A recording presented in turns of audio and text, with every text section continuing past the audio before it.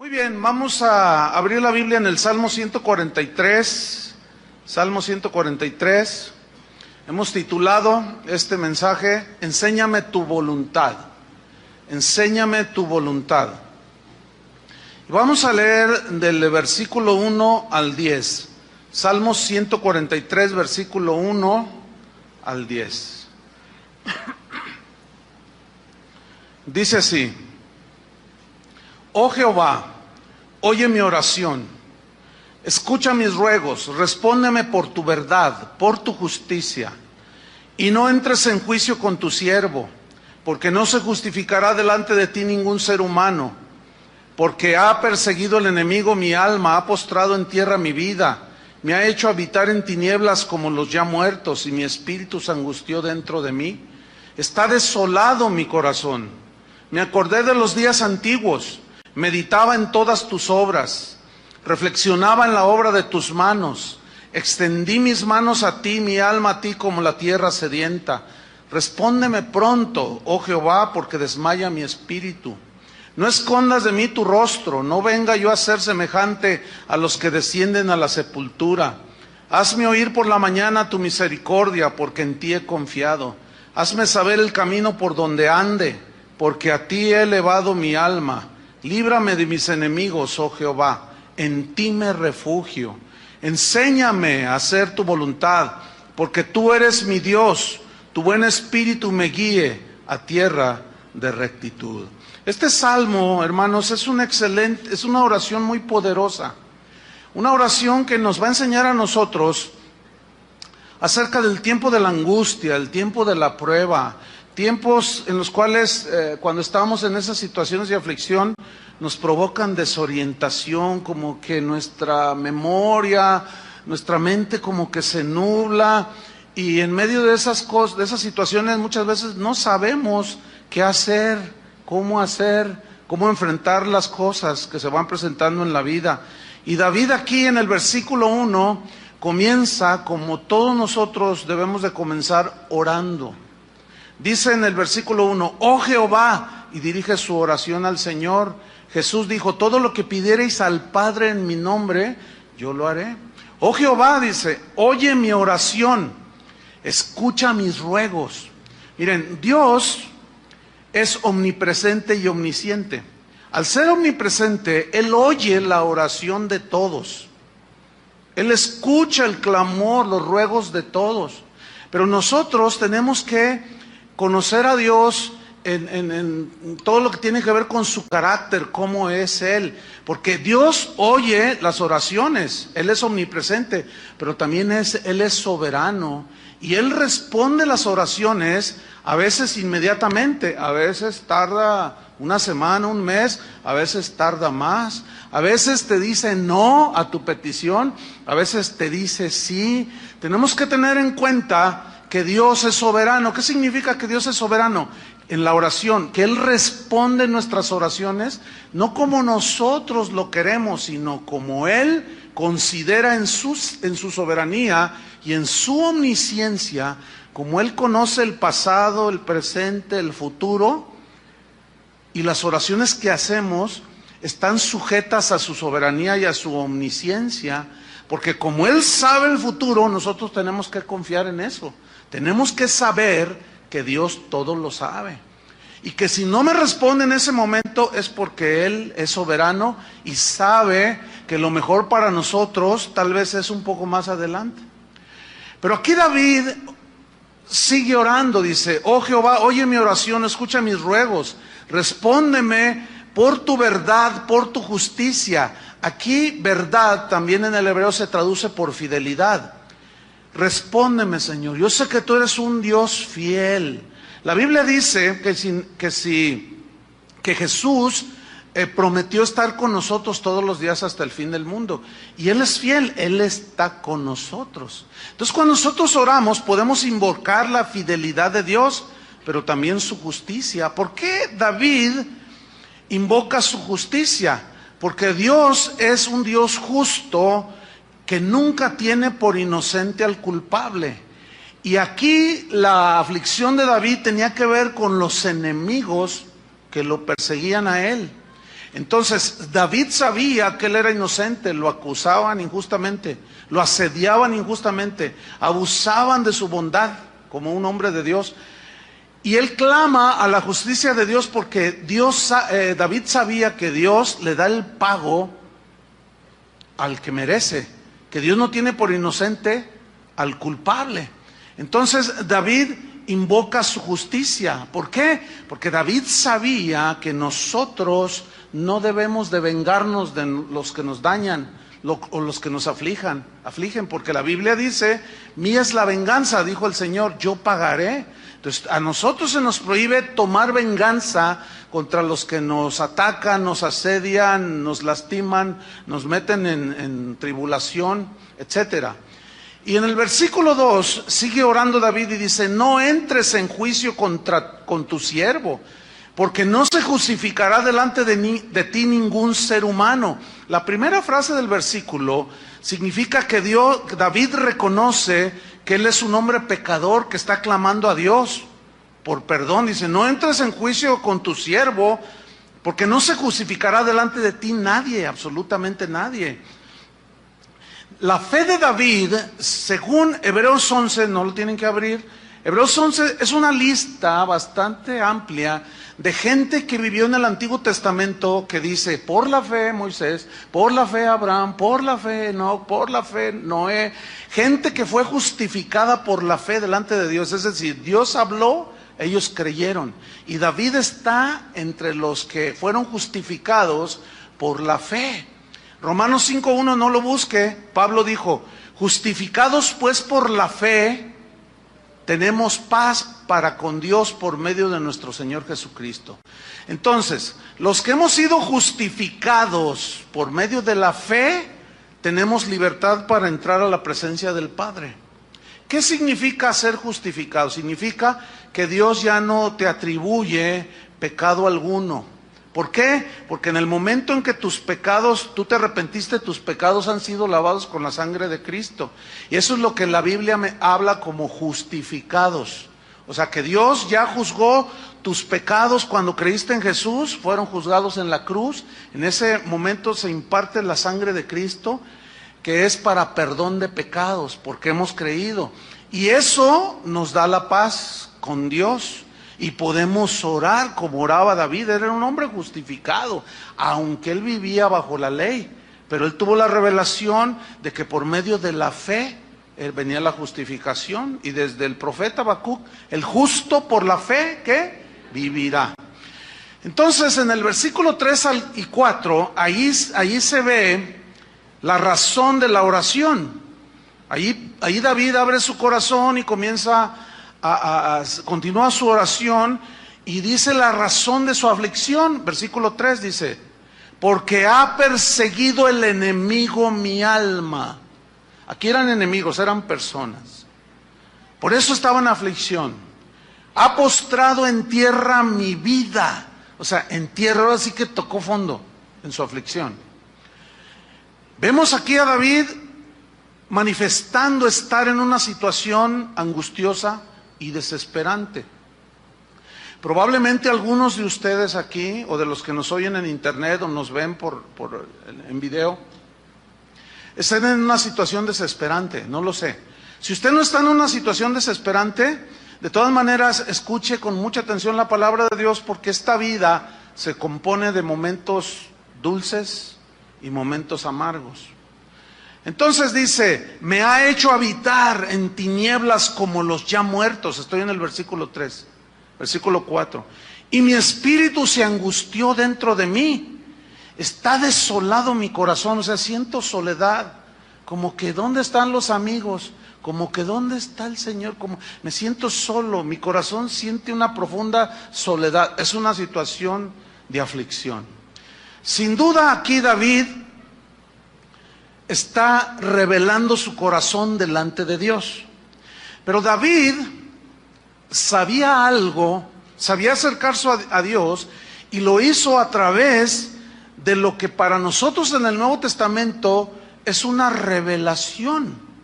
David tuvo revelaciones que en el Nuevo Testamento se nos confirman. Santiago 5:13. Miren la instrucción que dice la Biblia para cuando alguno de nosotros, hijos de Dios, estamos afligidos. ¿Qué es lo que debemos hacer? Santiago 5, versículo 13. Santiago 5, 13. Ese sí quiero que lo busque. Dice así: ¿está alguno entre vosotros afligidos? ¿Qué dice? Mire qué instrucción tan simple, tan sencilla. ¿Está alguno de vosotros afligido? Aquí afligido en el griego implica atribulado, angustiado, ¿sí? Como se sentía David. La instrucción es muy sencilla: haga oración. A veces las personas piden consejería o llaman por teléfono o escriben un correo y dicen: pastor, estoy pasando por una situación que a nadie le deseo. Fíjese que estoy así, así, así. Por favor, dígame, ¿qué hago? Estoy muy afligido. Haz oración. ¿Perdón? ¿Ora? No, bueno, ya sé que tengo que orar, pero nada más eso. Bueno, si quieres pararte de cabeza, o castigar tu espalda, o ayunar 3 meses, no sé. ¿Se dan cuenta cómo complicamos las cosas? ¿Se dan cuenta cómo hacemos lo sencillo tan difícil? No es tan difícil, hermanos. El problema es que nosotros, como queremos, estamos así, pues adecuados por nuestra naturaleza caída, a querer hacer algo más que lo sencillo que nos dice Dios que hagamos. ¿Está alguno afligido? ¿Qué tiene que hacer? Orar. ¿Qué es lo que está haciendo David precisamente en este salmo? Orar. No es pecado reconocer nuestras aflicciones. No es una falta de fe reconocer que estamos tristes. No es una derrota así, que ya no hay remedio para nosotros.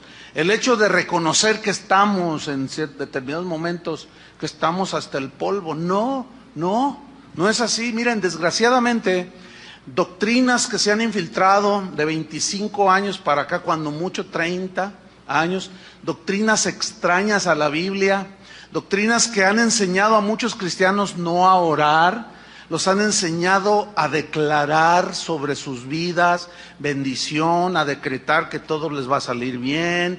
Entonces, a los cristianos de hoy ya no se les enseña a orar, se les enseña a establecer, a decretar y a decir lo que debe suceder por un supuesto lenguaje positivo. No hace mucho, en un evento de esos, visitando una de las casas de oración, me encontré con un hermano que cuando lo vi yo mientras predicaba, me acordé de él, no, pues hace muchos años. Entonces al final se acercó a saludarme. Entonces yo lo llamé por su nombre: hermano, le dije, ¿cómo estás? Entonces me dice: estoy bendecido, victorioso y prosperado. Así, como le estoy diciendo. Y yo dije: ay, no, pues qué bueno, ¿no? Gloria a Dios.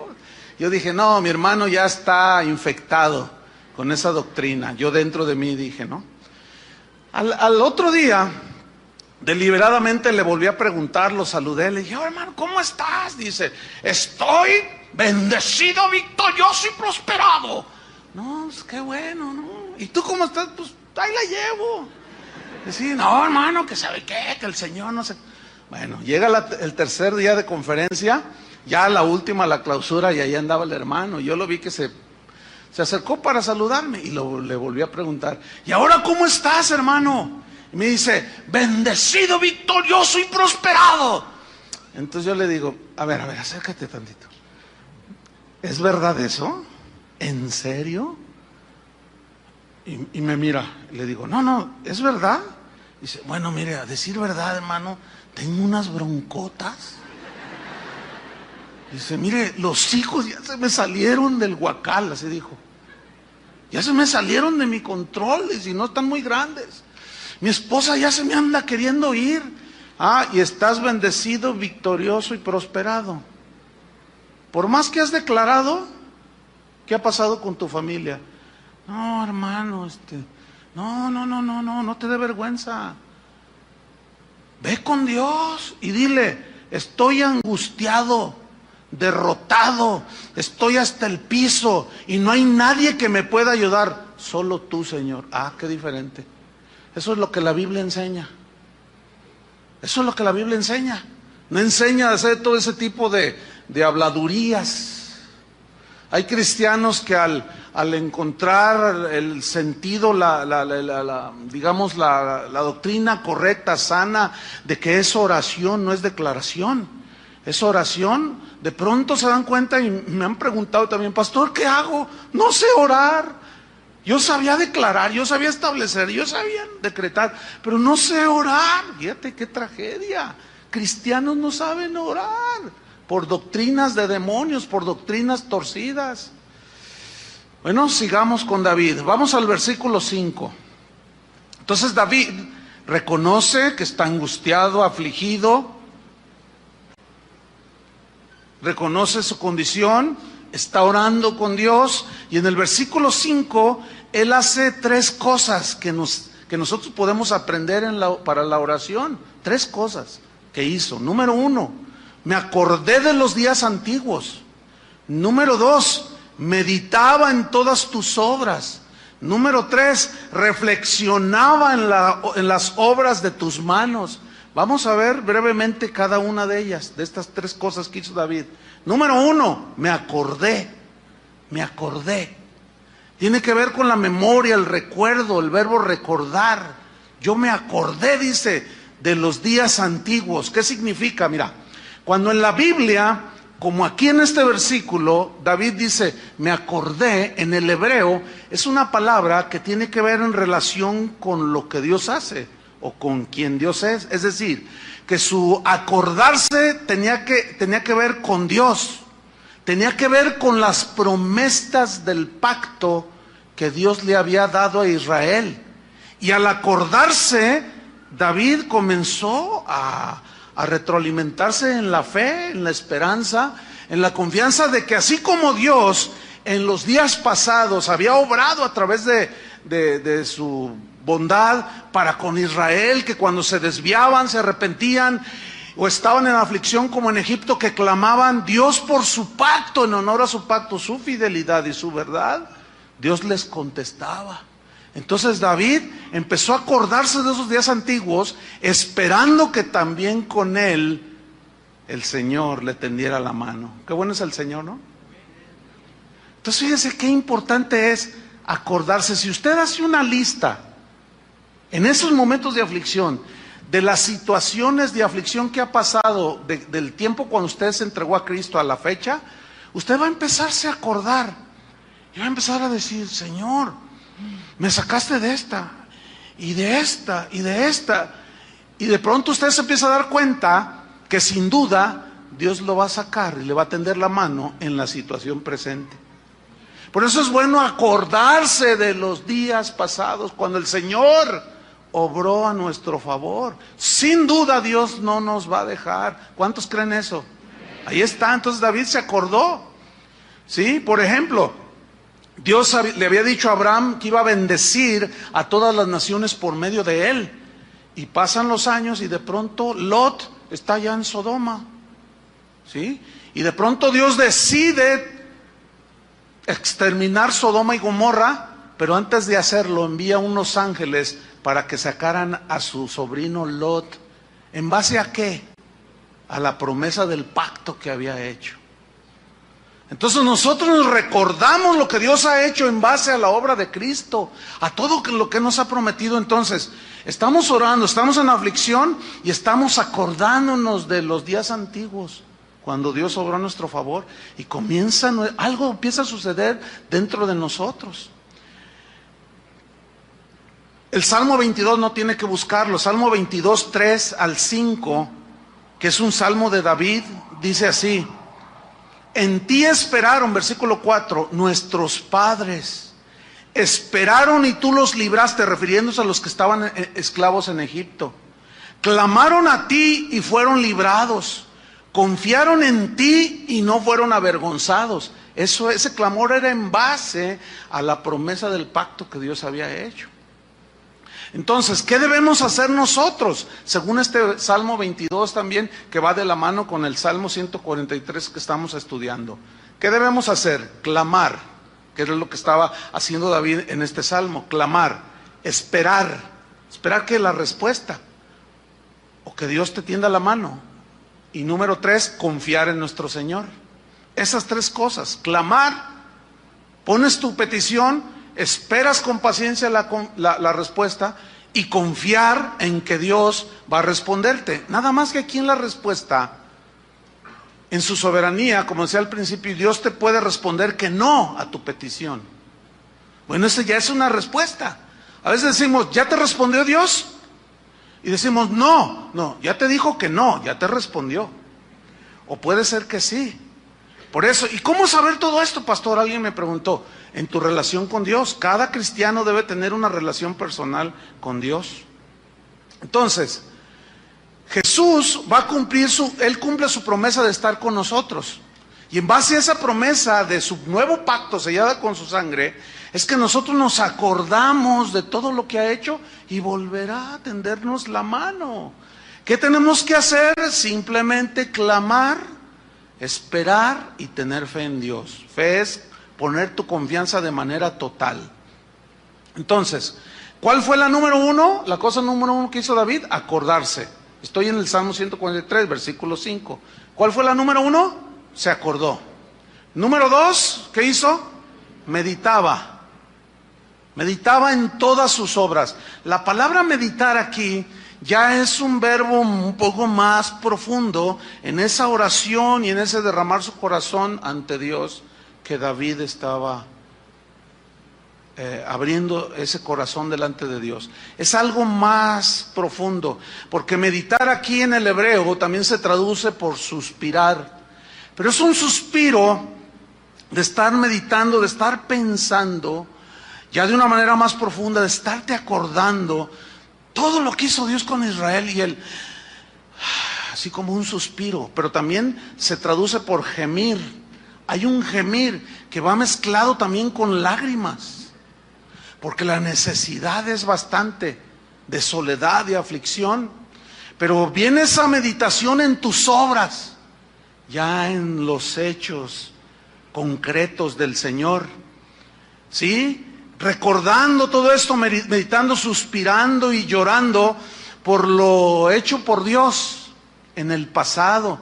Y el salmista aquí, cuando dice, meditaba en todas tus obras, el salmista está diciendo, yo suspiraba, así como diciendo, Dios lo volverá a hacer conmigo.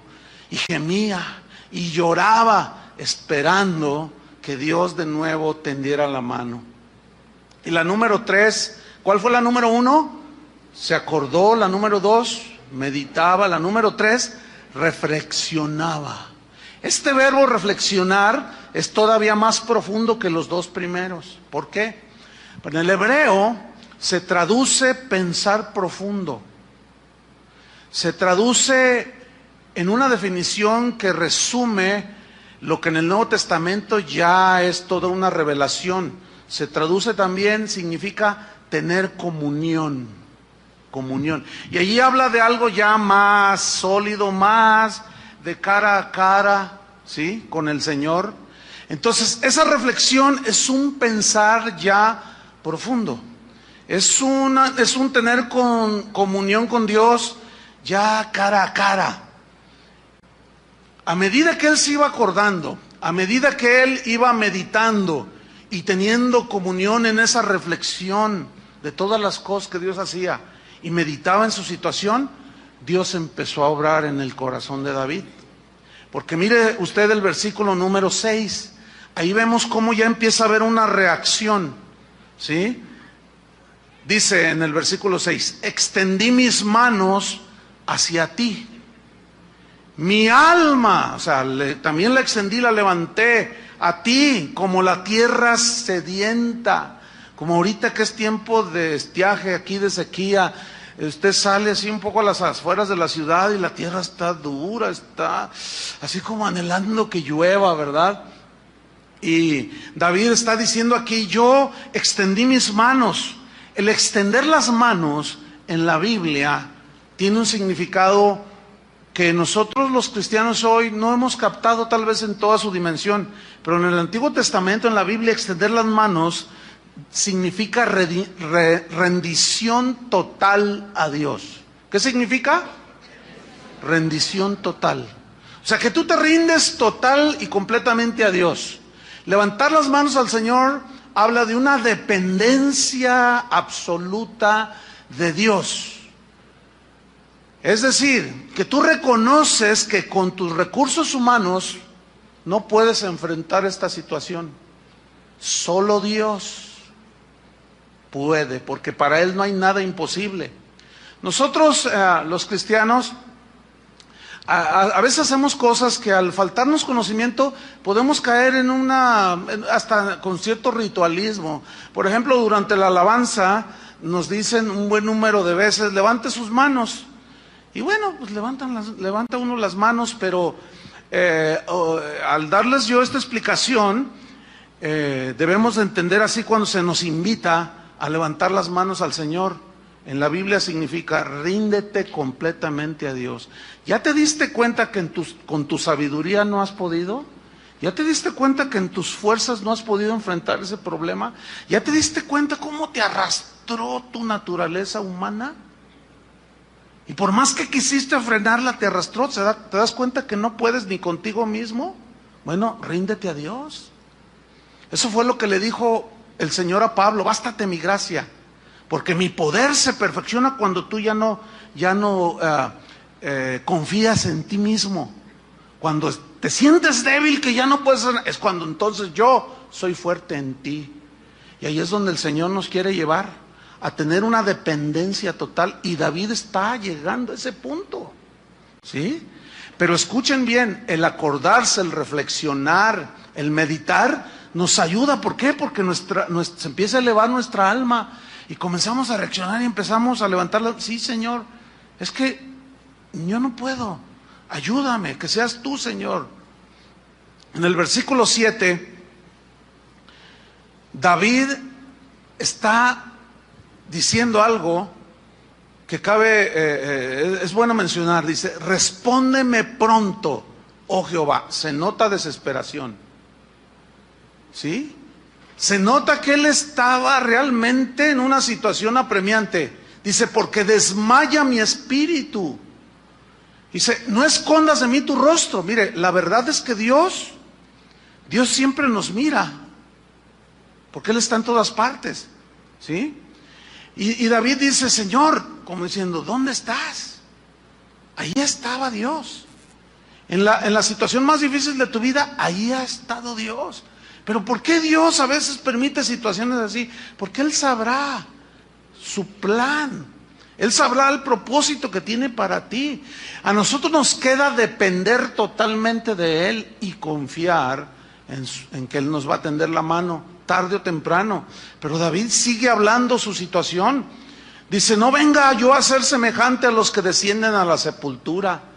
Vemos que la desesperación parece que abrazó a este rey David, que era conforme al corazón de Dios. Sus enemigos andaban sobre de él. Estaba la situación muy difícil. Pero déjenme decirles algo, hermanos: Dios no llega tarde. Dios no llega tarde. Puede tardarse una semana, un mes o 25 años, como tardó en responderle a Abraham que Dios le iba a dar un hijo. Pero en Hebreos dice que no nos hagamos perezosos, sino diligentes, como aquellos que por medio de la fe y la paciencia heredaron, ¿qué? Las promesas. La fe y la paciencia. Entonces tú clamas a Dios en la situación, clamas y esperas. Esperas con paciencia a que Dios obre. Y cuando ya sientes que ya, Señor, me voy al hoyo, bueno, Dios en su soberanía nunca llega tarde, pero sí en ocasiones Él permite que toquemos fondo. Él permite situaciones en las que parece como que Él ya nos abandonó. Pero ¿saben por qué Dios las permite? Porque Él mejor que nadie sabe cuando no dependemos totalmente de Él.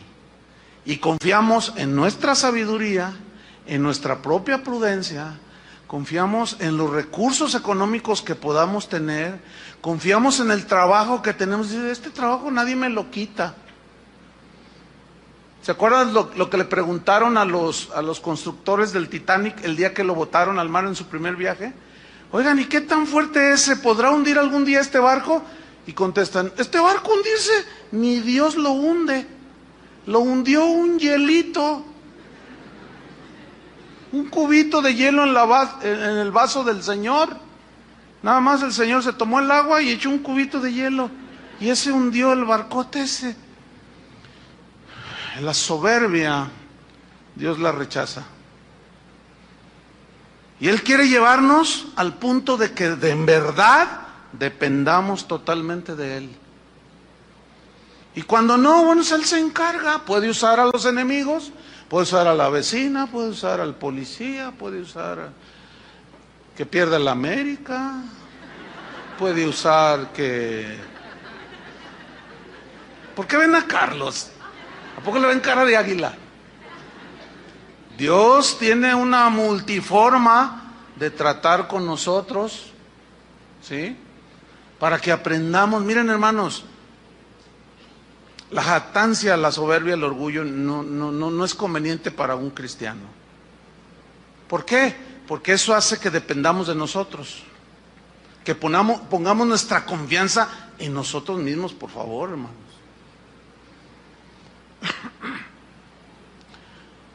Versículo 8. Hazme oír por la mañana tu misericordia, porque en ti he confiado. Esa frase, hazme oír por la mañana, habla de que muy probablemente él estuvo toda la noche orando, esperando. Pero él invoca aquí algo que a mí me llama la atención. ¿Por qué invocó? En el primer versículo invocó la fidelidad de Dios, invocó la justicia de Dios, y aquí David invoca la misericordia. ¿Por qué? Yo me pregunté, dije, ¿por qué aquí invocó la misericordia? Y bueno, la misericordia, ¿qué es? La misericordia es un atributo que Dios tiene. Dios es misericordioso, dice la Biblia. Pero la misericordia es como el último recurso que Dios usa de sus atributos para tenderte la mano. Pero misericordia, escúchenme bien lo que significa misericordia. Misericordia es tener compasión de la miseria en la que estás. Cuando hablamos de miseria, no me estoy refiriendo a la miseria económica o al no tener dinero. Porque como dijo en una enseñanza uno de los pequeños gigantes de aquí, dijo, hay algunos que son tan miserables que lo único que tienen es dinero. Es verdad. Es verdad, esa reflexión es verdad. Entonces, Dios se apiada de nuestras miserias cuando dice, Señor, por tu misericordia, o sea, estoy en una situación miserable. No económicamente, porque él era el rey. Él vivía en un palacio. Él tenía carrozas, tenía oro, tenía plata, vivía en un palacio. No está hablando de miseria económica, está hablando de su miserable condición de tristeza, de aflicción. Se sentía como un muerto ya que meten al hoyo. ¿Saben? En realidad nosotros, dice ahí en la epístola de Judas, que nos salvó por su misericordia. O sea, se apiadó de nuestra vida miserable. Eso al ego no le gusta. Pero la verdad es que éramos unos miserables. En una miseria espiritual, en una miseria mental, sin capacidad para solucionar nuestros propios problemas. Eso es estar en miseria. Es no tener recursos. Y David dice, Señor, por tu misericordia. ¿Okay? ¿Qué estaba diciendo David? Reconozco mi miseria, Señor. soy un total insuficiente. Estoy en una condición, sí soy rey, pero estoy en una condición miserable. Por tu misericordia, Señor. Y el profeta Jeremías, ese fue más allá y de una manera poética dijo aquellos inolvidables declaraciones del profeta e invocaciones. Dice, por su misericordia no hemos sido consumidos. O sea, a pesar de que somos unos miserables, por su misericordia, porque se apiadó de mi miseria, no hemos sido consumidos, dijo. Nuevas son cada mañana tus misericordias. O sea, Dios, por eso es misericordioso, se apiada de lo miserable de la situación en que podamos estar. No es necesariamente algo ofensivo o burlesco el que Dios se apiade de nuestras miserias. No, precisamente ahí resalta la bondad de su carácter, que está dispuesto a tender la mano al que reconoce que está en miseria. Espero me esté explicando para que ustedes entiendan. Entonces, dice el versículo 8, hazme oír por la mañana tu misericordia. Y luego él ratifica algo muy importante, porque en ti, dice el versículo 8, en ti he confiado. Confianza en Dios. ¿Saben que en el Nuevo Testamento la palabra fe, y en el Antiguo Testamento, tanto en el griego como en el hebreo, la palabra fe significa, así literalmente, significa confianza total en Dios? Eso es la verdadera fe. Confiar plena y totalmente en Dios. ¿En qué situaciones? En las situaciones en las que tú, en nuestra miseria, no podemos hacer nada y reconocemos.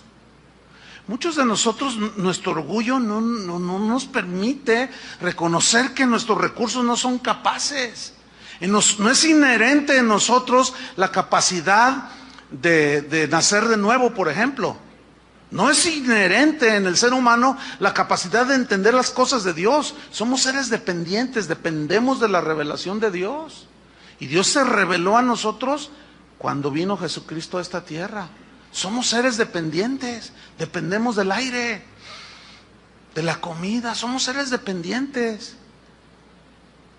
Los salmos y muchas escrituras lo dicen. No solo dependemos del aire, dependemos de todo. Somos seres dependientes y nuestra vida depende totalmente de Dios. Y si en esa dependencia habla de nuestra insuficiencia. No somos todopoderosos. Acabo de escuchar una muy lamentable declaración de uno de esos apóstoles que andan pululando ahí en las iglesias. Él dijo así: nuestro Dios es un rey, dijo, Jesús es un rey, es el rey de reyes. Y todos los oyentes dijeron amén. Dice, entonces nosotros al ser hijos de un rey somos príncipes, dijo. Y es verdad, ¿no? Imagínate, mi papá es el rey de España. Ay, híjole, pues apantallas a todo mundo, ¿no? Entonces imagínate, Jesús, el rey de reyes, pues es nuestro rey. Pues ¿qué somos nosotros? Somos príncipes. Y tenemos que tener en nuestro corazón bien firmes y levantar el rostro. Los cristianos debemos, fíjense lo que dijo, los cristianos debemos de ser gente orgullosa de quiénes somos. Levante su rostro así con orgullo y ahí están todos. Yo cuando oí, ¿qué está diciendo este? ¿Qué está diciendo este? Sí somos hijos del rey, pero nuestro rey sufrió. Y él dijo, si a mí me lo hicieron, a ustedes también. Alguien tiene que estar equivocado, sin duda. La Biblia enseña por todo, desde el principio hasta el fin, que Dios resiste a los orgullosos, a los soberbios. Pero le da gracia, ¿a quién? A los humildes, les da favor, que es en lo que se desenlaza aquí el Salmo. Dice en el versículo 9, me faltaron un par de versos ahí en el 8. Hazme oír por la mañana tu misericordia, porque en ti he confiado. Fe. Hazme saber Fíjate su oración. Hazme saber el camino por donde ande. Hazme saber, Señor, porque no sé por dónde caminar. Pero fíjate, el Señor hizo una declaración en el Antiguo Testamento. Dijo, hablando de sus hijos, dice, por más torpe que sea, no se extraviará. Porque Dios cuida a los suyos. Dios conoce a los suyos y cuida a los suyos. Los sabe cuidar bien, porque somos sus hijos. ¿Qué padres no cuidan a sus hijos? Solo los irresponsables. Y Dios no es un padre irresponsable. Y Él nos cuida, hermanos. Nos protege. Deberíamos estar muy alentados con estas verdades de Dios. Por eso Él ora y pide, hazme saber el camino por donde ande. No quiero andar por camino errado. Ya he probado caminos que me han parecido derechos, pero su fin ha sido muerte. No quiero andar en oscuridad, dice ahí al final del versículo 8, porque a ti he elevado mi alma. O sea, Él se elevaba. Esto es algo muy importante. El Señor dice, porque mis pensamientos no son los tuyos. Mis caminos no son como los tuyos. Mis pensamientos y mis caminos son más altos como están los cielos de la tierra. Así son mis pensamientos y mis caminos. Y mis pensamientos acerca de vosotros son de bien y no de mal. Pero necesitamos entonces nosotros elevarnos a las alturas de los pensamientos de Dios. ¿Entiende? De conocer a ese Dios que es altísimo para poder elevar nuestra alma a las alturas. Y Dios nos da una promesa: los que esperan en el Señor, los que esperan al Señor, tendrán ¿qué? Nuevas fuerzas. Levantarán sus alas como las águilas. Caminarán, correrán, no se cansarán, volarán, remontarán las alturas. Ustedes saben que en las alturas es donde se ve todo más claro, ¿no es cierto? ¿Quién es el Altísimo? Dios. Nosotros somos terrenales. Cuando nosotros nos elevamos nuestra alma, Pablo dice, nosotros tenemos la mente de Cristo, o sea, debemos de tener los pensamientos de Cristo. Estamos elevándonos y está resaltando. Si ustedes son observadores, pongan atención a lo que voy a decir. Hasta este versículo que acabamos de leer, si han observado, lo que resalta aquí no son las necesidades de David. Lo que resalta es la grandeza de Dios. ¿Lo alcanzan a ver?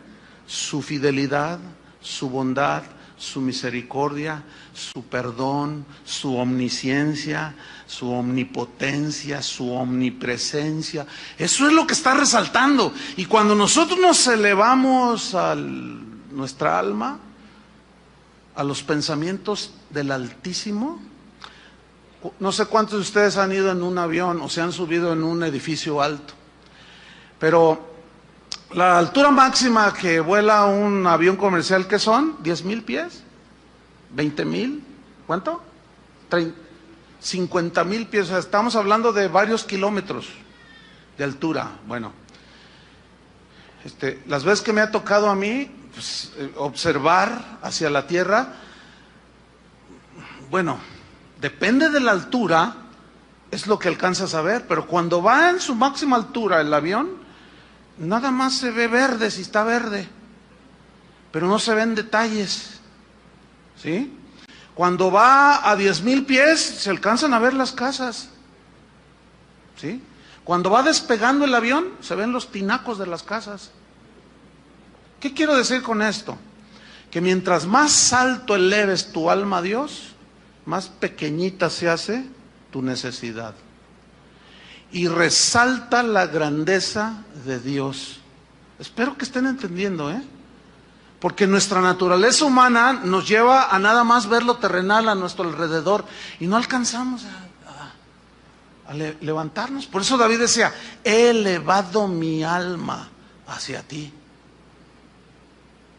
Vayamos al Altísimo, hermanos.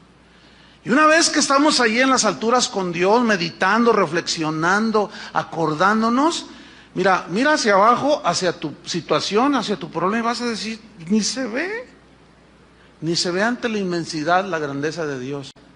Entonces, si comparamos eso con la grandeza de Dios, ¿Tú crees que Dios no pueda con nuestra insignificante situación? ¿Saben qué produce eso? Bueno, al menos en mí, no sé en ustedes, ¿no? Pero en mí produce una fe bien sólida, que me lleva a una conclusión. Si Dios tiene todo en control, yo debo de descansar. Por eso dice en Hebreos, a través de la fe y la paciencia, heredamos las promesas del Señor. ¿Cuántos le dan gracias por eso? Sigamos para finalizar en el versículo 10.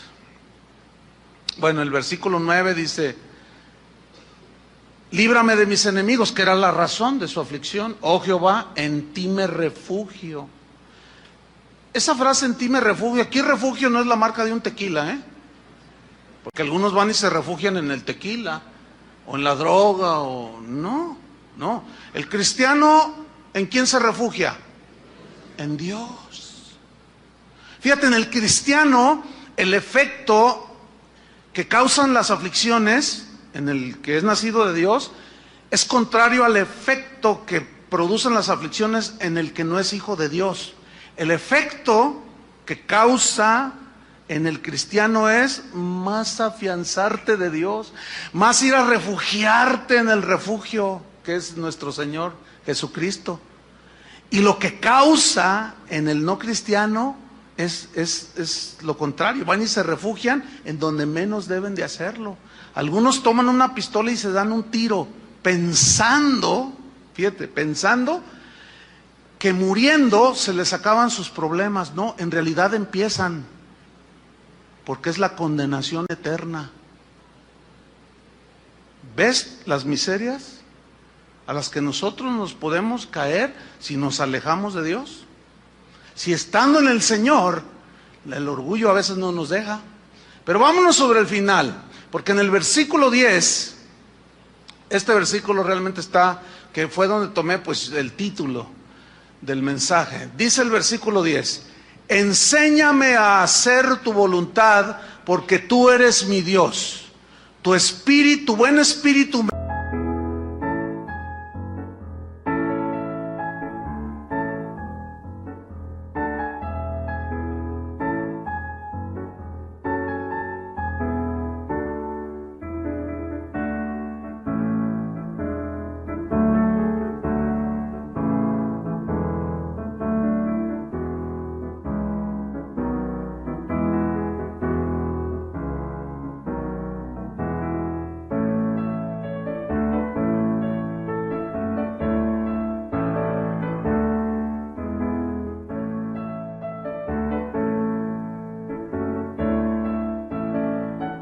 guíe a tierra de rectitud. Ok, si somos observadores y somos responsables y ponemos atención cuando leemos la Biblia, yo no creo en eso de que lea la Biblia en un año. ¿Saben por qué? Porque lees tus 15, 20 capítulos diarios, pero me faltó leer. A ver, enséñame a orar porque es tu voluntad, porque tú eres mi Dios. Enséñame, Señor, tus caminos, porque ya cumplí. Ya me siento re bien. Hermanos, yo he leído la Biblia 30 veces en mi vida. Oye, a ver, explícame qué significa esto. Bueno, mira, la realidad no la entiendo mucho, pero es re bonito. No. ¿Qué quiere decir aquí? Bueno, la verdad, mira, mira, con que la leas basta. No, mis queridos hermanos. Una cosa es leer y otra cosa es escudriñar. Y si ustedes son observadores, nada más en este versículo, yo, al quedarme allí, encontré 6 principios. En ese versículo, 6. Se los voy a decir cuáles. Vamos a ver brevemente cada uno. Número 1, enséñame. Número 2, a hacer. Número 3, la voluntad de Dios, tu voluntad. Número 4, la razón, porque tú eres mi Dios. Número 5, tu buen espíritu me guíe. Y número 6, ¿a dónde? A tierra de rectitud. 6 cosas. Número 1, enséñame. Digan todos, enséñame. Enséñame, ok. Cuando David dice aquí, enséñame, el requisito para que Dios nos enseñe sus secretos, nos revele el por qué a veces Él hace las cosas como las hace. Hay un requisito que Dios pida para Él podernos enseñar, y es humildad delante de Él y sumisión. Cuando David está diciendo, Señor, enséñame, Él está teniendo en su corazón una actitud de humildad y de sumisión. Dios no puede enseñar al autosuficiente. Dios no puede enseñar al que no reconoce que necesita ser enseñado por Dios.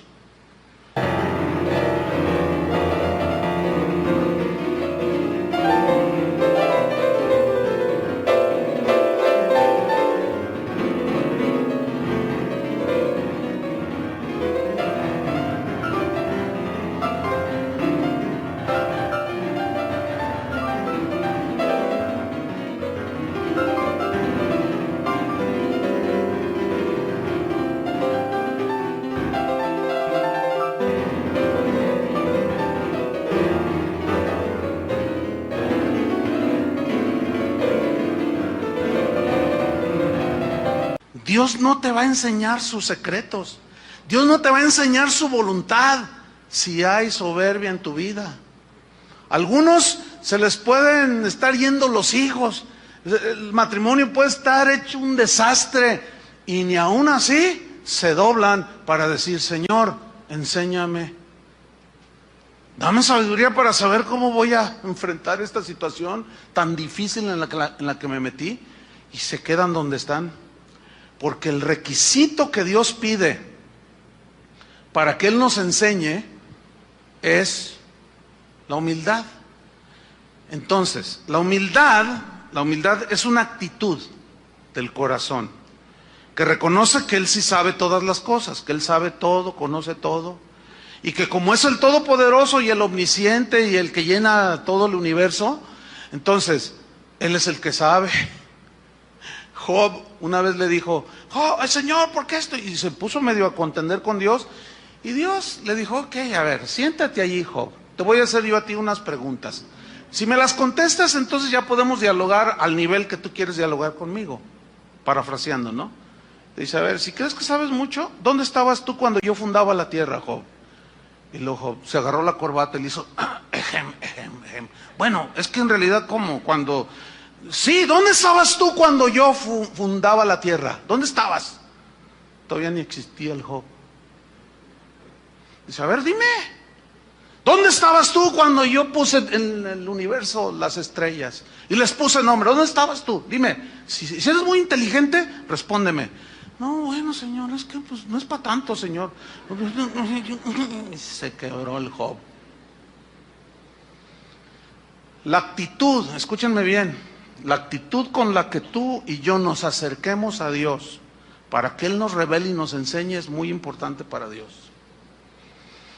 Y como les dije al principio, desgraciadamente a muchos cristianos no los han enseñado a orar. Los han enseñado a tener una actitud soberbia delante de Dios. Dios no enseña a ese tipo de gente. Y todavía les enseñan y les dicen, haz una lista y preséntala delante de Dios y dile, aquí está lo que yo te pido, Señor, y te pido, te doy 3 meses, dicen unos. Otros más osados, más bendecidos, prosperados, y lo que me dijo aquel hermano, se atreven a decirle al Señor, te doy 3 días para que me contestes. Imagínate nomás, ¿qué es eso? ¿Sabes qué hace Dios? Se te queda viendo así. Porque Dios resiste a los soberbios, pero le da gracia a los humildes. Gracia es el favor. Entonces la actitud con la que nosotros le preguntamos a Dios es muy importante, hermanos. David dijo, enséñame. ¿De veras quieres ser enseñado por Dios? Actitud enseñable. Mira, en una ocasión los fariseos se acercaron con Jesús y le dijeron, los fariseos eran bien orgullosos. Y llegaron ahí muy soberbios, prepotentes. A ver, queremos que nos respondas una cosa. Y Jesús los mira, a ver, digan, ¿con qué autoridad haces estas cosas que tú haces? Y Jesús les responde, yo también les voy a hacer una pregunta a ustedes. O sea, ellos les están preguntando algo al Señor. Querían una respuesta, pero noten la actitud. ¿Con qué autoridad haces estas cosas? Yo también les voy a hacer una pregunta. ¿El bautismo de Juan era de Dios o era de los hombres? Y empezaron a cavilar entre ellos y decían, si decimos que era de Dios, nos va a contestar, ¿por qué no le creísteis? Y si decimos, es de los hombres, no, el pueblo nos va a apedrear. ¿Por qué? Porque tienen a Juan por profeta. Y Jesús, ¿y bien? Dice, no sabemos. Y Jesús dice, pues yo tampoco. ¿Qué significa eso, hermanos? No les contestó. ¿Por qué? Porque ellos no llegaron delante de Jesús con la actitud correcta. Hay gente que me manda correos y el lenguaje escrito también es gráfico. También hay palabras que se pueden usar que están evidenciando la actitud. Y yo percibo cuando la gente que quiere contender no quiere aprender. Lo percibo, ¿por qué? Porque somos espirituales. Y puedo percibir cuando alguien hace una pregunta, pero que verdaderamente tiene una actitud de que quiere aprender. Y a los que yo discierno y capto que me preguntan, pero para contender, no les contesto. ¿Saben por qué? Porque ellos no quieren aprender. Ellos quieren contender y se quedan igual. Lo mismo hace Dios, y ahí hay un principio. Cuando yo estoy en el salón de clase o cuando estoy aquí, como ahorita, enseñando la palabra de Dios, ¿saben que también se ve la actitud? ¿A poco creían que no? Se ve la actitud. Si tú realmente tienes hambre y deseos de aprender o tienes esa actitud, bueno, de esos no hay ahorita. Pero se ve.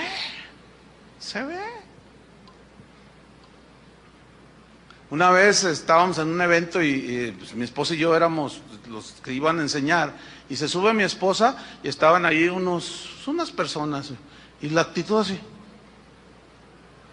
¿y esta qué nos enseña? Uy, no, imagínate. ¿Tú crees que así se va a aprender? Acabamos de estar en un evento en la Ciudad de México. Fue un evento para mujeres, para damas, mujeres cristianas y no cristianas. Pero a mí me invitaron también a dar algunas 2, 3 enseñanzas. Pero yo escuché a 3 oradoras, la esposa del pastor de allá, mi esposa y Janet Arroyo. Y yo las oía y yo decía, ¿y qué estoy haciendo aquí? En serio, ¿qué estoy haciendo aquí? O sea, yo meditaba y decía, ¿qué estoy haciendo aquí? Si tienen una palabra, pero bueno, me invitaron y bueno, pues fueron muy amables y me acompañaron a mi esposa. Pero cuando subí, yo les dije, fíjense hermanos, hay gente que cuestiona y un par de versículos nada más donde dice, la mujer calla en la congregación porque no le es permitido a la mujer enseñar. No tengo tiempo para explicar los versículos en su contexto histórico, etcétera, etcétera. No tengo tiempo. Pero yo les dije, fíjense, ¿qué les parecieron las 3 mujeres que acaban de hablar? Si esos que cuestionan que la mujer hable, hablaran como estas 3 señoras mujeres pues que acaban de hablar, otra cosa sería, pero su actitud farisea, ¿entienden? No los deja crecer. ¿Por qué? Porque no son enseñables. El enseñable calla y escucha y medita. ¿Sí? Si es correcta la enseñanza, si es justo lo que se te está diciendo, si es correcto, si es limpio, si es para tu bien, entonces debes de tener un corazón enseñable. Pero los que todo lo cuestionan hasta el color de la pared. ¿Y por qué amarillo?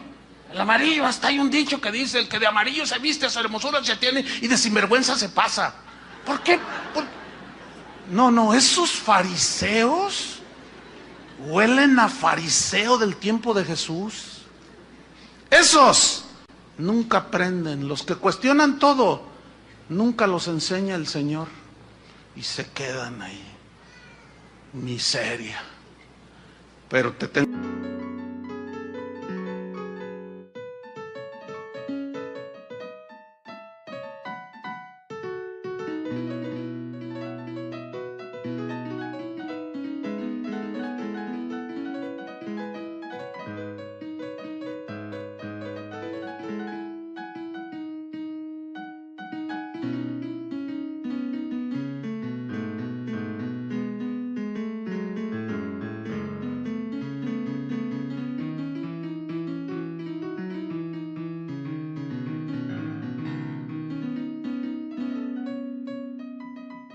Tengo buena noticia. En esa miseria en la que puedes estar,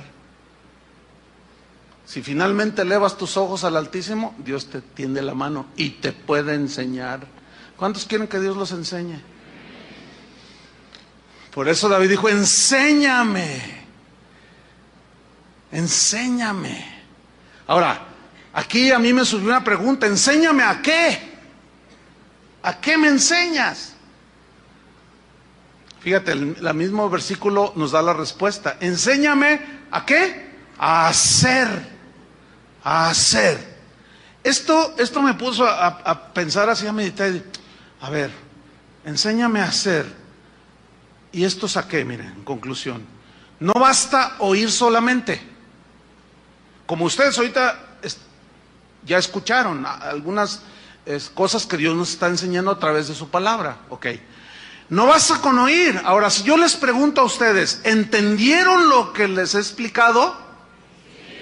No basta tampoco. No basta. O sea, ya oyeron, entendieron.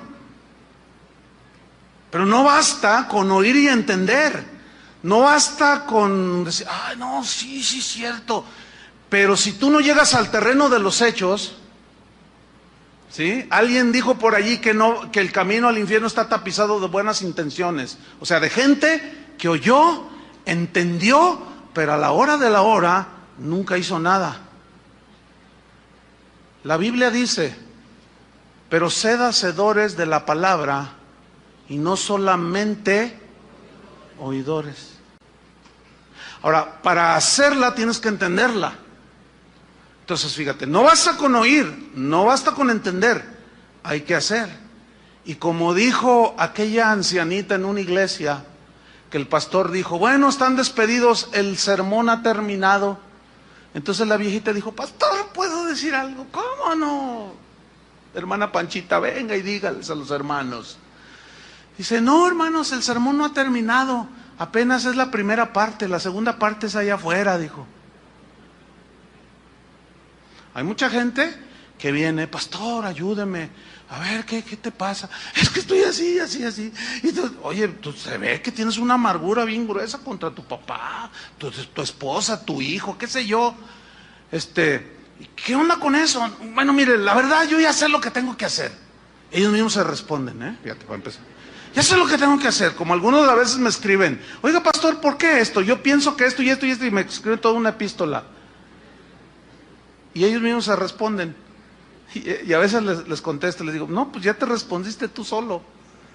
Entonces me dicen, no, yo ya sé lo que tengo que hacer. Tengo que perdonar a mi papá, que le dijo a mi mamá que me abortara cuando yo era un niño. ¿Y ya lo hiciste? Bueno, es que la verdad, no lo has hecho. Entonces, ¿de qué te sirve?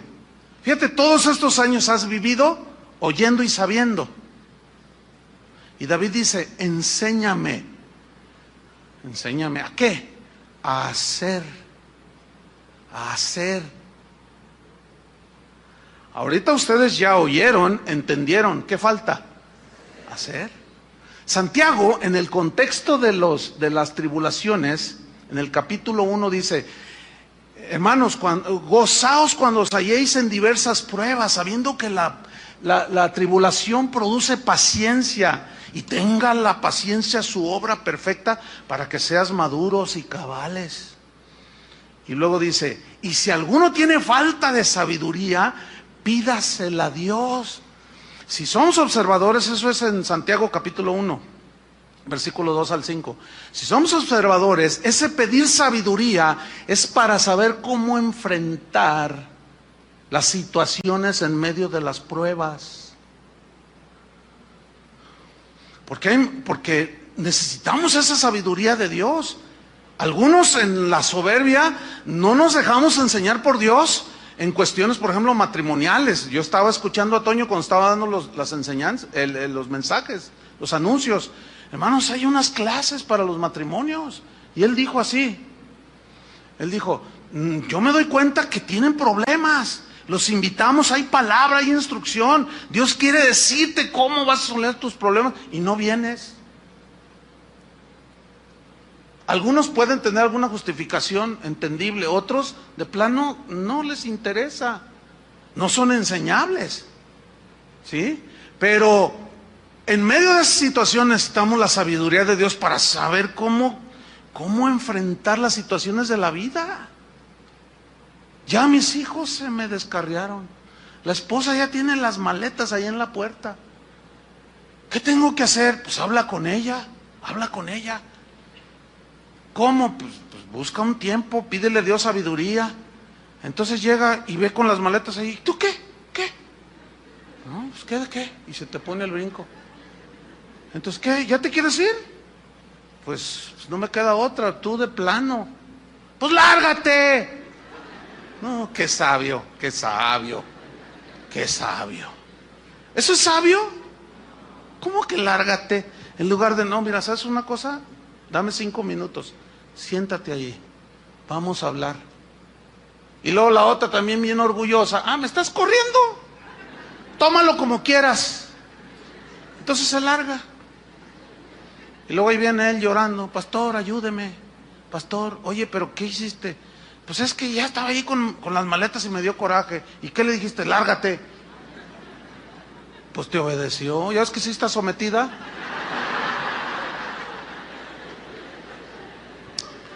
Si alguno tiene falta de sabiduría, pídala a Dios. Por eso David en este salmo nos está dando toda una enseñanza al Espíritu Santo, hermanos. Enséñame a hacer, ¿pero hacer qué? El número 3, tu voluntad. ¿Hacer qué? Tu voluntad. Eso es algo muy importante. Muchos de nuestros problemas, hermanos, son el resultado de hacer nuestra propia voluntad. De por sí nuestra condición humana, con muchas deficiencias, nos mete en problemas, el pecado nos mete en problemas.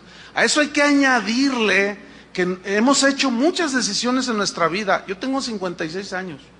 Lo que hoy estoy viviendo aquí en el presente, mi presente, como cristiano, como pastor, como esposo, como padre, como pastor, es producto de las decisiones que yo tomé en el pasado.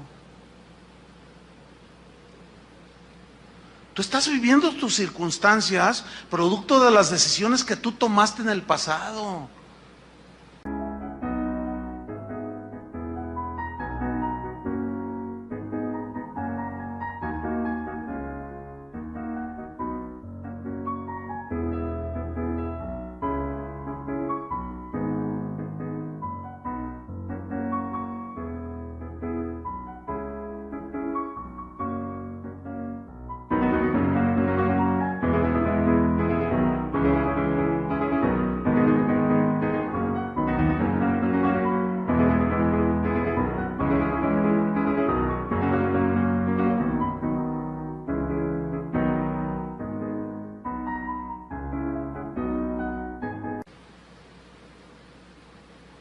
Y yo me he dado cuenta cuando he tomado decisiones de mi propia iniciativa.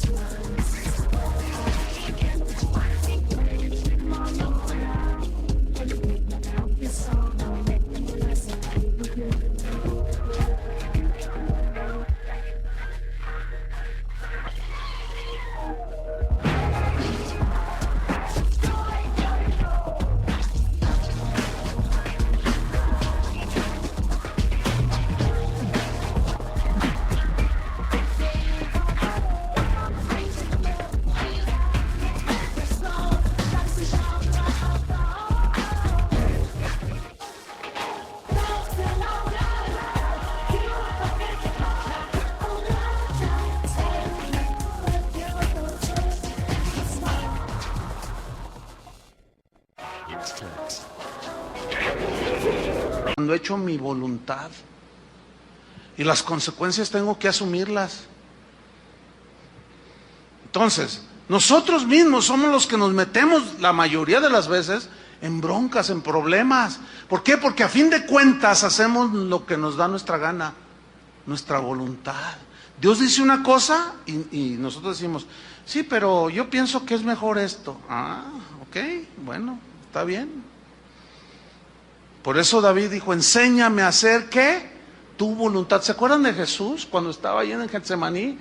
Que sudaba como gotas de sangre por la presión, la aflicción, la tribulación en la que estaba, lo que venía al siguiente día, la crucifixión. Y él en su humanidad clamó y dijo: Padre, si es posible, pasa de mí esta copa.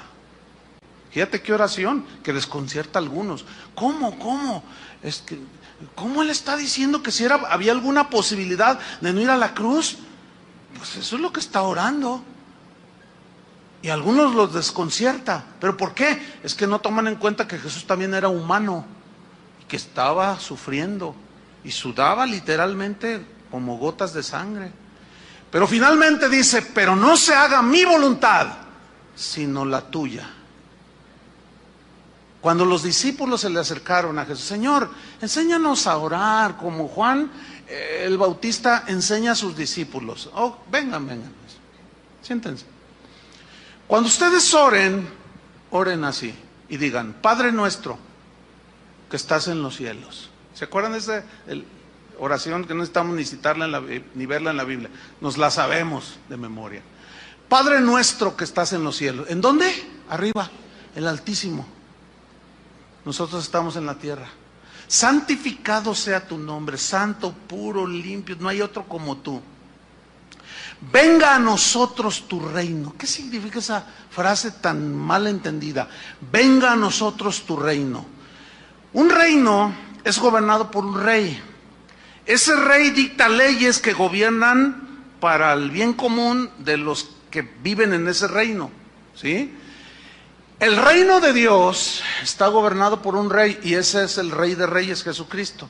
Y sus leyes es su palabra, sus mandamientos. Entonces, cuando Jesús les dice: ustedes oren así, gobierna tú dentro de mí.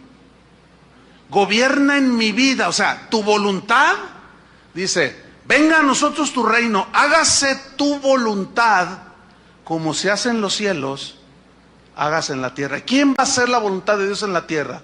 ¿Los que siguen al diablo, a la carne y andan en todos sus rollos? No. ¿Quiénes? Se entiende que los hijos de Dios, en quienes reina Jesús en sus corazones. Entonces, cuando dice: venga a nosotros tu reino, es gobierna tú, Señor, tu voluntad sea hecha en mi vida. Nosotros estamos aquí para obedecer la voluntad del Padre. El mismo Jesús dijo: yo no vengo a hacer mi propia voluntad, el Padre es el que me dijo: haz esto, y yo hago la voluntad de mi Padre. Está Jesús hablando que como el Hijo de Dios era total sumisión a la voluntad del Padre. Entonces, cuando dice: enséñame a hacer tu voluntad, está diciendo: Señor, gobierna verdaderamente en mí. Ya no mi voluntad, sino la tuya. ¿Se dan cuenta qué oración? Profunda, sin duda. Y luego la cuarta, en el versículo, sigo en el Salmo 143, versículo 10. ¿Cuál fue la primera? Enséñame. ¿Cuál fue la segunda? A hacer. ¿Cuál fue la tercera? Tu voluntad. Y la razón es esta: porque tú eres mi Dios. Esa es la cuarta. Porque tú eres mi Dios. Solo de Dios debemos de recibir instrucciones para nuestros asuntos de manera individual. Tú eres mi Dios. Tenemos que tener una relación personal con Dios. Y eso de que tú eres mi Dios va ligado con la número 5, que es: tu buen espíritu me guíe. Miren, en el Antiguo Testamento solo los reyes, los profetas y los sacerdotes tenían el Espíritu de Dios que los guiaba. En el Nuevo Testamento dice la Biblia que todos los que hemos sido lavados con la sangre de Cristo hemos sido sellados con el Espíritu Santo. Es decir, todos tenemos el Espíritu de Dios, los que hemos nacido de nuevo. Al tener el Espíritu de Dios ya se nos dio la capacidad de poder ser guiados de una manera individual por Dios. La Biblia es un manual de la voluntad expresa de Dios de manera general, pero hay cosas que son bien específicas. Por ejemplo, Él dijo: vayan por todo el mundo y prediquen el Evangelio. Por todo el mundo, sí, pero tiene que haber un lugar específico donde Dios quiera que yo vaya. ¿Me estoy explicando? Sí, vayan, pero ¿a dónde? Bueno, a Carolina del Norte. ¿Sí, Chuy? Pues hay 20 millones de lugares donde pudieran haber ido, igual el doctor Barbosa y su familia. Ahora, la voluntad específica para Chuy y el doctor Barbosa, el hermano, no está en la Biblia. No dice, Chuy Mariscal, vete en el año 2012 a Carolina del Norte. ¿Verdad que no dice? ¿Cómo saber entonces? ¿Cómo saber lo específico? Ahí ya yo no puedo enseñarles. Ahí ya. Entonces, tenemos una limitación. ¿Quién es entonces el que les va a enseñar de manera personal lo particular? El Espíritu Santo, hermanos. Denle gracias a Dios. Tener el Espíritu Santo es una de las bendiciones y de las riquezas más grandes que un cristiano puede poseer. ¿Te imaginas? Los que no entienden esto dicen, ay, sí, Dios le habla. Porque decimos nosotros, Dios me habló, ¿verdad? ¿Cuántos saben que Dios nos habla? Esto no lo pueden, miren lo que dijo Jesús, así rápido. No tienen que buscarlo. Voy a leer Juan 14:15, dice, si me amáis, guardad mis mandamientos. Y yo rogaré al Padre y os dará otro consolador, para que esté con vosotros para siempre, el Espíritu de verdad. ¿Por qué dice el Espíritu de verdad? Porque siempre nos va a guiar ¿a dónde? A la verdad. Gracias a Dios por su Espíritu Santo, hermanos. Siempre nos va a guiar a la verdad. Dice, el cual el mundo no puede recibir, porque no le ve ni le conoce. Pero vosotros le conocéis porque mora con vosotros y estará en vosotros. No los voy a dejar huérfanos, vendré a vosotros, o sea, en el Espíritu Santo. Y luego dice el versículo 25, os he escrito estas cosas estando con vosotros, os he dicho estas cosas estando con vosotros, mas el Consolador, el Espíritu Santo, a quien el Padre enviará en mi nombre, Él, el Espíritu Santo, os enseñará todas las cosas específicas que cada quien necesita saber. Y las cosas también generales. Él os enseñará todas las cosas y os recordará todo lo que yo os he dicho. La paz os dejo, mi paz os doy. Todo esto produce la paz también. Mi paz os dejo, mi paz os doy. Yo no os la doy como el mundo la da. No se...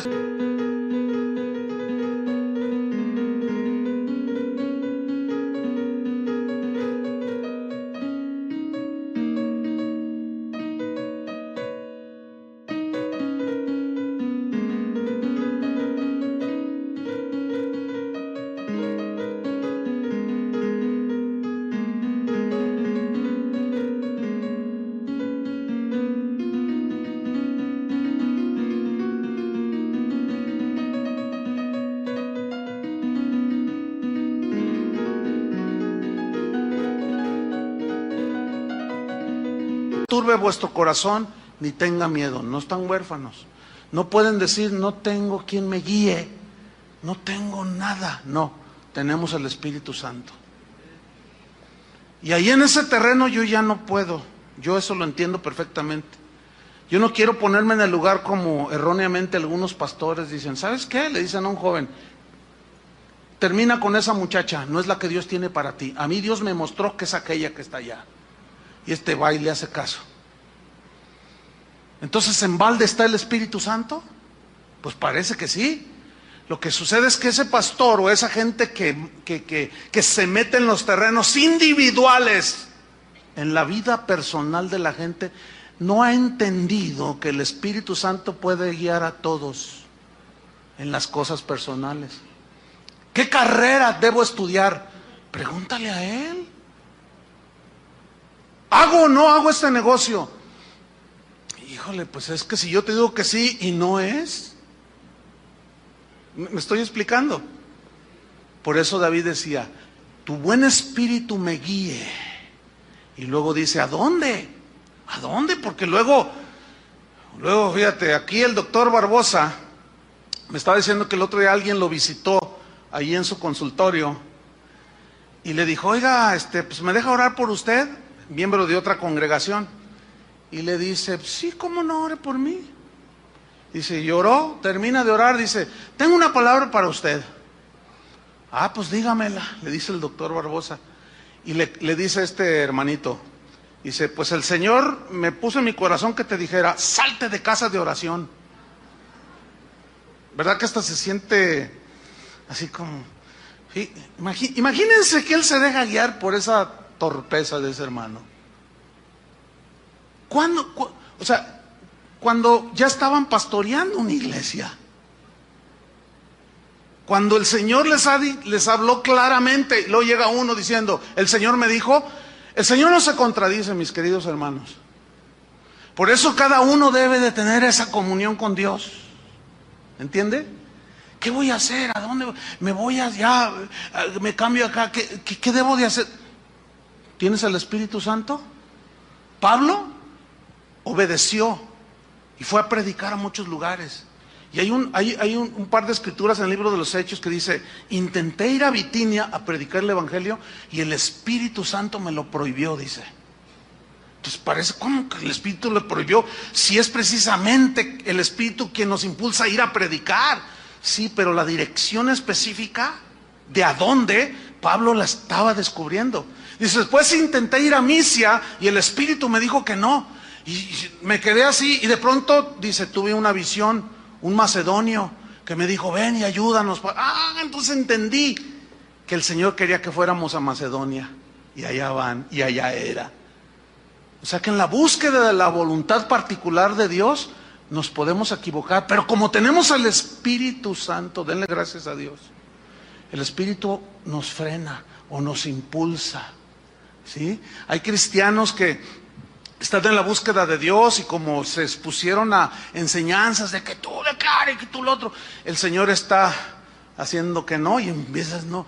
Dios cierra las puertas, te está diciendo evidentemente que no, porque Él es el único que cierra o abre puertas, según Apocalipsis. Él es el único. Entonces están cerradas las puertas, ya estás tú pateando las puertas. Y en el nombre de Jesús, y yo declaro, yo en el nombre, y ahí están peleándose con Jesús. Como Pablo persiguiendo a los cristianos. Pablo, dura cosa te es darle puntapiés al aguijón. Tú solo te estás dañando, nunca vas a poder conmigo. Hermanos, enséñame a hacer tu voluntad, porque tú eres mi Dios. Guíame, tu buen espíritu me guíe, ¿a dónde? A tierra de rectitud, hacia lo recto, lo bueno. Dios siempre nos va a guiar hacia lo bueno, lo sabio, lo justo, lo prudente. ¿Cuántos le dan gracias a Dios? Ya saben lo que hay que hacer cuando estén tristes. Ahí está. Oremos. Señor, te damos muchas gracias por tu palabra. Gracias porque ella verdaderamente es nuestra luz. Verdaderamente tu palabra, Señor. Pero tu buen espíritu también, Señor. Gracias, Padre, porque sabemos, entendemos que las aflicciones son parte de la vida de un cristiano en esta tierra, Señor. Pero David, por el Espíritu que lo inspiró, escribió este salmo y dejó escrito para que nosotros aprendiéramos. Y él derramó su corazón y no escondió su verdadera situación delante de ti. Y empezó a acordarse, a meditar, a reflexionar. Y empezó a profundizarse y su alma empezó a elevarse a las alturas contigo. Y comenzó a rendir. Su corazón empezó a invocar tu misericordia. Reconocía su condición de miseria. No podía él solo, Señor. Pero David terminó diciendo, enséñame, Señor, de verdad. Quiero conocer tus caminos, quiero conocer tu voluntad. Pero no solo conocerla, enséñame a hacer tu voluntad, no mi voluntad. Porque tú eres mi Dios. Tú eres quien debe reinar en mi corazón. Y el Espíritu Santo que has hecho morar en cada uno de nosotros nos guíe a tierra de rectitud, a hacer siempre lo bueno, lo justo, lo puro, tu voluntad agradable y perfecta, Señor. Y ahí es donde ningún maestro, ningún pastor, ningún apóstol, ningún nadie puede intervenir. Ahí solo el creyente y el Espíritu Santo que mora en él. Señor, sin duda, cada uno de nosotros tiene algunas cosas específicas que necesitamos saber de tu plan para nosotros, de tu voluntad para nosotros. Yo te pido, Señor, orando así como Jesús oraba, no estamos huérfanos en base a esa oración. El glorioso Espíritu, el Consolador que habita dentro de nosotros, nos guíe a tierra de rectitud, Padre. Esa es nuestra oración. Danos sabiduría para que en medio de los problemas, las aflicciones, sepamos cómo conducirnos. Por eso Santiago añadió, gócense en medio de la prueba, porque ahora ya conocemos más, tenemos más revelación en el Nuevo Testamento. Gracias, Padre, por enseñarnos. Gracias porque tu Espíritu jamás se irá de nuestro ser. Eso significa que tenemos guía segura hasta el último día de nuestra existencia en esta tierra. En el nombre de Jesucristo, Padre, recibe nuestra gratitud, nuestra acción de gracias. Y terminamos diciéndote, Padre, síguenos enseñando, Señor. Síguenos guiando. En el nombre de Jesús te lo pedimos, Señor.